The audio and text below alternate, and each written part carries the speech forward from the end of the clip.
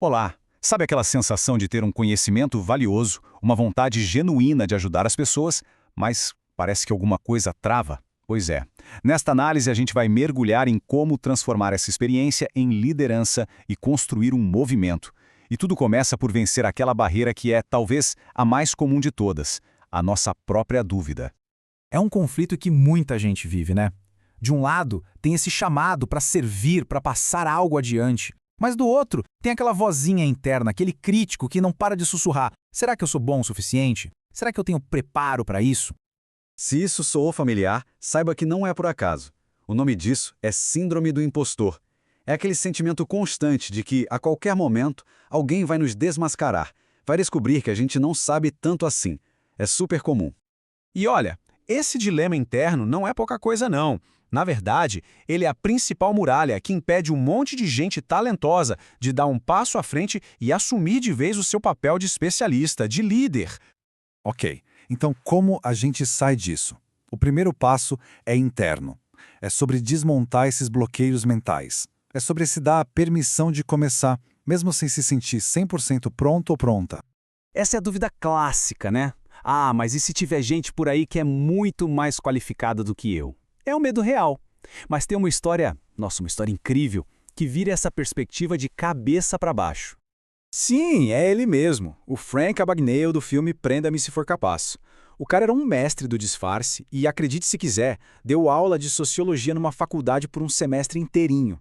A grande pergunta é, como ele conseguiu fazer isso sem ser de fato um sociólogo? E a resposta dele é genial de tão simples. Ele não precisava ser o maior especialista do mundo em sociologia. Ele só precisava saber um pouquinho mais do que as pessoas para quem ele estava ensinando. Ele só precisava estar um passo à frente.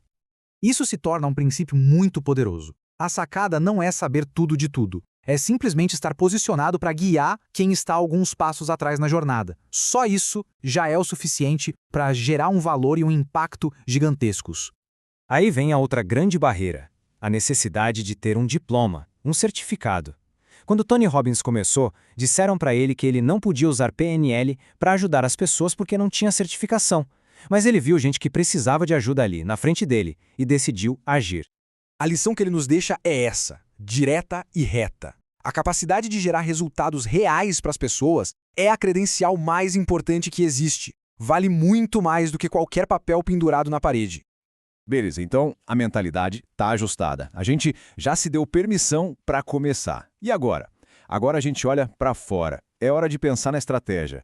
Para quem exatamente a gente vai falar? E onde? Tudo começa com essa pergunta fundamental. E uma dica: muitas vezes, as pessoas que mais podemos ajudar são aquelas que se parecem com uma versão mais antiga de nós mesmos. Pessoas que estão passando exatamente pelos desafios que já superamos.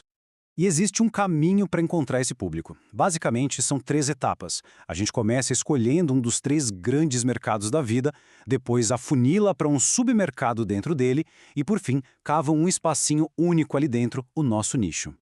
E aqui entra uma metáfora sensacional. A maioria das pessoas entra nos oceanos vermelhos. Imagina um mar cheio de tubarões, todo mundo brigando ferozmente pelos mesmos clientes. A meta é outra. A meta é criar um oceano azul, um mercado novo, uma oportunidade única onde não há competição.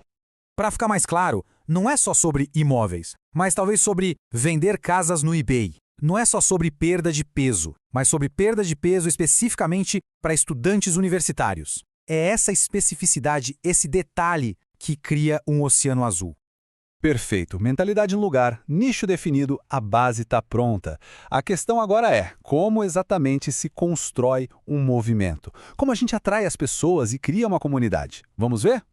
Pode parecer brincadeira, mas é a regra mais fundamental de todas. Para liderar, é preciso capturar a atenção das pessoas. Isso significa ser prolífico, ter ideias únicas que fazem as pessoas pararem e pensarem: opa, isso aqui é diferente. Esse gráfico aqui ilustra o equilíbrio perfeito. A maior parte das ideias fica no mainstream, no conselho genérico que todo mundo já ouviu. É seguro, mas é chato. No outro extremo tem a zona maluca, que é tão fora da curva que ninguém se conecta. O ponto ideal é a zona prolífica.